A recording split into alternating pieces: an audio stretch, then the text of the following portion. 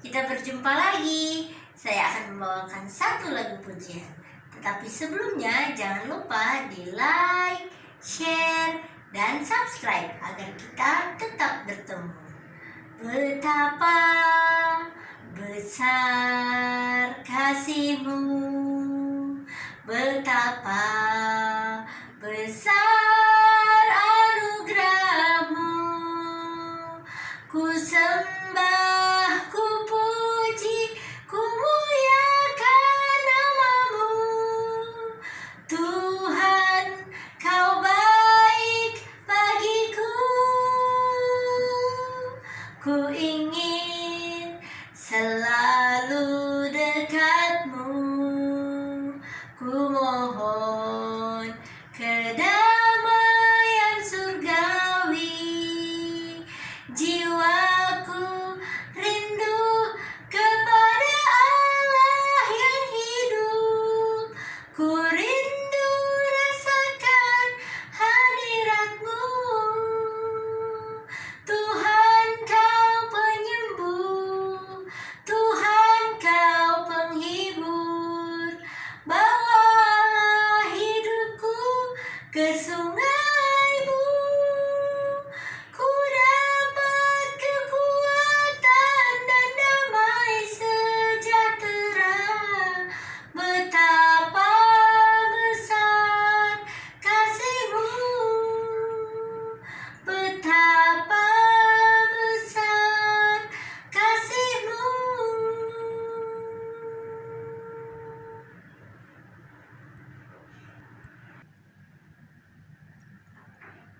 Senang berjumpa dengan Anda hari ini. Apa kabar saudaraku? Saya berharap saudaraku semua dimanapun saja berada, ada di dalam keadaan yang bersukacita dan ada di dalam perlindungan daripada Tuhan Allah. Nah, saat ini kembali kita akan mendengarkan firman Allah yang saya akan sampaikan melalui pembacaan pada saat ini. Nah, cerita dari firman Allah yang kita akan dengarkan bersama-sama masih terdapat di dalam kitab Keluaran. Nah, saat ini sudah berada di kitab Keluaran pasal 32. Nah, saudaraku, kita akan mendengarkan sebentar apakah cerita di dalam kitab Keluaran pasal 32 ini. Nah, pada pertemuan kita yang lalu, kita sudah mendengarkan cerita dari pasal 31, yang mana di situ menceritakan bagaimana Tuhan Allah telah menunjuk akan dua orang dari suku Yehuda dan kemudian dari suku Dan, ya, dari suku Yehuda dan dari suku Dan. Nah, dikatakan pada cerita yang lalu, dari suku Yehuda itu bernama Besalel dan dari suku Dan itu bernama Aholiab. Nah, saudaraku, pada waktu yang lalu juga diceritakan bahwa kedua orang ini, mereka ini dipilih oleh Tuhan Allah untuk membangun bait suci pada saat itu, ya. Jadi bait suci dan segala perabotnya dan juga pakaian daripada Imam Harun itu semuanya dikerjakan oleh Besalel dan Aholiab. Nah, kemudian dikatakan juga bahwa Musa sudah akan turun dari gunung. Setelah 40 hari Musa bersama dengan Tuhan Allah berada di atas gunung untuk menerima loh hukum. Nah, itu yang diceritakan di pasal 31 yang lalu. Nah, saat ini di pasal 32 kita akan melihat satu peristiwa, ya. Peristiwa pada saat Musa hendak turun dari atas gunung sambil membawa kedua loh hukum. Mari kita mengikuti ceritanya. Judulnya adalah Anak Lembu Emas. Jadi judulnya adalah Anak Lembu Emas. Nah, kita akan melihat bagaimana ini ya, apa yang terjadi. Nah, ayat 1. Ketika bangsa itu melihat bahwa Musa mengundur-undurkan turun dari gunung itu, maka berkumpullah mereka mengerumuni Harun dan berkata kepadanya, "Mari, buatlah untuk kami Allah yang akan berjalan di depan kami, sebab Musa ini orang yang telah memimpin kami keluar dari tanah Mesir. Kami tidak tahu apa yang telah terjadi dengan dia." Nah, saudaraku, ternyata pada saat bangsa Israel sudah menunggu lama Musa tidak turun dari atas gunung, maka mereka menyuruh Harun, ya. Dikatakan mereka menyuruh Harun untuk membuat sesuatu. Dikatakan di sini Allah ya, Allah huruf kecil atau berhala tentunya ya, yang dimaksudkan di sini. Nah, mari kita buat itu, kata mereka, agar supaya kita dapat menyembah kepadanya, karena inilah yang telah memimpin kita keluar dari tanah Mesir. Nah, saudara, luar biasa ya bangsa Israel pada saat itu. Nah, selanjutnya ayat 2. Lalu berkatalah Harun kepada mereka, "Tanggalkanlah anting-anting emas yang ada pada telinga istrimu, anakmu laki-laki dan perempuan, dan bawalah semuanya padaku." Nah, kemudian karena Harun mendengarkan perkataan daripada bangsa Israel, maka dia menyuruh akan menanggalkan atau agar supaya mereka menanggalkan anting-anting emas, dikatakannya, yang ada di telinga daripada mereka ya. Jadi baik di telinga ibu-ibu, di telinga anak-anak mereka, dan itu dibawa kepada Harun. Nah, lalu kemudian di ayat 3. Lalu seluruh bangsa itu menanggalkan anting-anting emas yang ada pada telinga mereka dan membawanya kepada Harun. Diterimanya itu dari tangan mereka, dibentuknya dengan pahat, dan dibuatnya daripadanya anak lembu tuangan. Kemudian berkatalah mereka, "Hai Israel, inilah Allahmu yang telah menuntun engkau keluar dari tanah Mesir." Wah, luar biasa ya saudaraku. Kita lihat di sini bahwa semua ya anting-anting emas yang dipergunakan oleh bangsa Israel pada saat itu diberikan semua kepada Musa, dan kemudian dikatakan Musa menyuruh untuk dibentuk dengan pahat dan dibuatnya anak lembu tuangan. Nah, jadi emas itu yang dipahat, yang dibentuk itu berbentuk seperti anak lembu ya. Nah, kemudian setelah itu mereka mengatakan, "Hai Israel, inilah Allahmu yang telah menuntun engkau keluar dari tanah Mesir." Nah, kita lihat selanjutnya di ayat 5. Ketika Harun melihat itu, didirikannya mezbah di depan anak lembu itu. Berserulah Harun, katanya, "Besok hari raya bagi Tuhan." Dan keesokan harinya pagi-pagi, maka mereka mempersembahkan korban bakaran dan korban keselamatan. Sesudah itu duduklah bangsa itu untuk makan dan minum. Kemudian bangunlah mereka dan bersukaria. Nah, jadi itu yang dilakukan oleh bangsa Israel dan disaksikan oleh Harun ya. Nah, selanjutnya di ayat 7. Berfirmanlah Tuhan kepada Musa, "Pergilah, turunlah, sebab bangsamu yang kau pimpin keluar dari tanah Mesir telah rusak lakunya. Segera juga mereka menyimpang dari jalan yang kuperintahkan kepada mereka. Mereka telah membuat anak lembu tuangan, dan kepadanya mereka sujud menyembah dan mempersembahkan korban sambil berkata, 'Hai Israel, inilah Allahmu yang telah menuntun engkau keluar dari tanah Mesir.'" Nah, jadi Tuhan Allah juga melihat ya bahwa apa yang terjadi di tengah-tengah bangsa Israel saat itu. Oleh sebab itu Tuhan berkata kepada Musa bahwa, "Pergilah, turunlah, sebab bangsamu yang telah kau pimpin keluar dari tanah Mesir telah rusak lakunya." Nah, itu yang dikatakan oleh Tuhan Allah kepada Musa. Kemudian dikatakan lagi firman Tuhan kepada Musa, telah kulihat bangsa ini, dan sesungguhnya mereka adalah suatu bangsa yang tegar tengkuk. Oleh sebab itu, biarlah aku supaya murkaku bangkit terhadap mereka, dan aku akan membinasakan mereka, tetapi engkau akan kubuat menjadi bangsa yang besar. Nah, jadi tentunya Tuhan Allah sangat marah ya, sangat murka melihat apa yang dilakukan oleh bangsa Israel pada saat itu ya. Kemudian Tuhan Allah mengatakan bahwa Dia akan membinasakan mereka. Nah, kita lihat selanjutnya di ayat 11.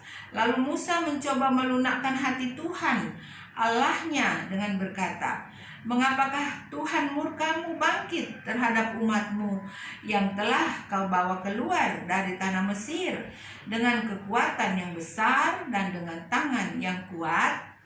Nah, jadi dikatakan di ayat 11 ini ya, Musa mencoba melunakkan hati Tuhan ya, dengan berkata seperti tadi. Nah, selanjutnya di ayat 12. Mengapakah orang Mesir akan berkata, Dia membawa mereka keluar dengan maksud menimpakan malapetaka kepada mereka dan membunuh mereka di gunung dan membinasakannya dari muka bumi? Berbaliklah dari murkamu yang bernyala-nyala itu, dan menyesallah karena malapetaka yang hendak kau datangkan kepada umatmu. Nah, jadi itu yang dikatakan oleh Musa kepada Tuhan ya. Musa mengatakan bahwa jangan Tuhan, jangan marah ya, jangan murka. Dikatakan bahwa Tuhan sudah membawa bangsa Israel ini keluar dari tanah Mesir ya. Nah, kalau Tuhan nanti membinasakan mereka semua di padang gurun ini, nanti mereka akan mengatakan bahwa Tuhan membawa bangsa Israel ke padang gurun kemudian membinasakan mereka. Jadi dengan kata lain Tuhan itu sangat kejam ya. Nah, itu yang dimaksudkan. Nah, selanjutnya kita melihat apa lagi ya, percakapan daripada Tuhan Allah dengan Musa di ayat 13. Ingatlah kepada Abraham, Ishak dan Israel, hamba-Mu itu, sebab kepada mereka engkau telah bersumpah demi dirimu sendiri dengan berfirman kepada mereka, aku akan membuat keturunanmu sebanyak bintang di langit, dan seluruh negeri yang telah kujanjikan ini akan kuberikan kepada keturunanmu, supaya dimilikinya untuk selama-lamanya. Nah, Musa kemudian melanjutkan perkataannya kepada Tuhan ya, bahwa ingat ya, bahwa Tuhan Allah sudah berjanji ya kepada Abraham bahwa keturunannya akan diperbanyak oleh Tuhan seperti bintang di langit. Nah, ayat 14. Dan menyesallah Tuhan karena malapetaka yang dirancangkannya atas umatnya. Nah, saudaraku ya, ternyata Tuhan kita itu sangat baik ya. Tuhan Allah kita itu sangat baik, sangat pengasih dan penyayang ya. Sehingga Dia mengurungkan kembali niatnya untuk mendatangkan malapetaka, dikatakan yang telah akan dilakukan Tuhan Allah ke atas bangsa Israel. Setelah itu berparinglah Musa lalu turun dari gunung dengan kedua loh hukum Allah di dalam tangannya, loh-loh yang bertulis pada kedua sisinya, bertulis sebelah menyebelah. Kedua loh itu ialah pekerjaan Allah, dan tulisan itu ialah tulisan Allah, ditukik pada loh-loh itu. Nah, saudaraku, kemudian setelah percakapan antara Musa dan Tuhan Allah berakhir, maka Musa turun ya dari atas gunung ya. Dikatakan Musa membawa kedua loh hukum itu di tangannya, dan loh hukum itu ditulis sendiri oleh Tuhan Allah ya. Nah, itu yang dibawa oleh Musa turun daripada gunung, dari atas gunung. Nah, selanjutnya ayat 17. Ketika Yosua mendengar suara bangsa itu bersorak, berkatalah ia kepada Musa, ada bunyi sorak peperangan kedengaran di perkemahan. Tetapi jawab Musa, bukan bunyi nyanyi-nyanyian kemenangan, bukan bunyi nyanyi-nyanyian kekalahan, bunyi orang bernyanyi berbalas-balasan, itulah yang kudengar. Nah, jadi saudaraku, di pasal yang lalu kita masih ingat bahwa memang dikatakan bahwa Musa itu bersama Yosua ya naik lebih tinggi ke atas gunung, tetapi hanya Musa yang masuk ke dalam awan. Nah, jadi pada saat Musa keluar daripada awan itu dan dia berjumpa dengan Yosua, dan kemudian percakapan mereka yang tadi kita telah dengarkan di ayat 18. Nah, ayat 19, dan ketika ia dekat ke perkemahan itu dan melihat anak lembu dan melihat orang menari-nari, maka bangkitlah amarah Musa, dilemparkannya lah kedua loh itu dari tangannya dan dipecahkannya pada kaki gunung itu. Saudaraku ya, jadi Musa sangat marah ya pada saat itu. Setelah dia makin hari makin dekat dengan bangsa Israel, dia melihat bahwa ternyata mereka berbuat sesuatu yang tidak berkenan kepada Tuhan ya. Oleh sebab itu Tuhan sangat murka dan ternyata Musa juga sangat marah. Nah, selanjutnya di ayat 20, sesudah itu diambilnyalah anak lembu yang dibuat mereka itu, dibakarnya dengan api dan digilingnya sampai halus, kemudian ditaburkannya ke atas air dan disuruhnya diminum oleh bangsa Israel. Wah, saudaraku ya, jadi Musa begitu marah sekali sehingga anak lembu ya yang mereka sudah buat dari emas itu sebagai penyembahan yang mereka lakukan itu dihancurkan oleh Musa ya, dikatakan digiling, dibakar dengan api ya sampai halus, dan kemudian ditaburkan ke atas air dan disuruh minum oleh semua bangsa Israel. Wah, luar biasa ya. Jadi memang Musa sangat marah ya pada saat itu. Dan ayat 21, lalu berkatalah Musa kepada Harun, apakah yang dilakukan bangsa ini kepadamu sehingga engkau mendatangkan dosa yang sebesar itu kepada mereka? Tetapi jawab Harun, janganlah bangkit amarah tuanku. Engkau sendiri tahu bahwa bangsa ini jahat semata-mata. Mereka berkata kepadaku, buatlah untuk kami Allah yang akan berjalan di depan kami. Sebab Musa ini orang yang telah memimpin kami keluar dari tanah Mesir. Kami tidak tahu apa yang telah terjadi dengan dia. Lalu aku berkata kepada mereka, siapa yang mempunyai emas haruslah menanggalkannya. Mereka memberikannya kepadaku dan aku melemparkannya ke dalam api dan keluarlah anak lembu itu. Wah, jadi Musa juga selain dia marah terhadap bangsa Israel, dia juga marah terhadap abangnya yaitu Harun ya. Dia mengatakan, mengapa engkau membiarkan mereka seperti ini? Nah, kemudian Harun menceritakan apa sebenarnya yang terjadi ya pada saat Musa berada di atas gunung. Nah, selanjutnya kita melihat di ayat 25. Ketika Musa melihat bahwa bangsa itu seperti kuda terlepas dari kandang, sebab Harun telah melepaskannya sampai menjadi buah cemooh bagi lawan mereka, maka berdirilah Musa di pintu gerbang perkemahan itu serta berkata, siapa yang memihak kepada Tuhan, datanglah kepadaku. Lalu berkumpullah kepadanya seluruh Bani Lewi. Berkatalah ia kepada mereka, beginilah firman Tuhan Allah Israel, baiklah kamu masing-masing mengikatkan pedangnya pada pinggangnya dan berjalanlah kiat kemari melalui perkemahan itu dari pintu gerbang ke pintu gerbang, dan biarlah masing-masing membunuh saudaranya dan temannya dan tetangganya. Luar biasa ya. Nah, jadi selain daripada Musa menyuruh mereka meminum air yang sudah ada emas yang halus itu, Musa juga berkata bahwa siapa yang mau mengikut dia berdiri di dekatnya, dan seluruh bangsa Lewi dikatakan itu berdiri bersama-sama dengan Musa ya. Jadi seluruh Bani Lewi itu berdiri bersama-sama dengan Musa.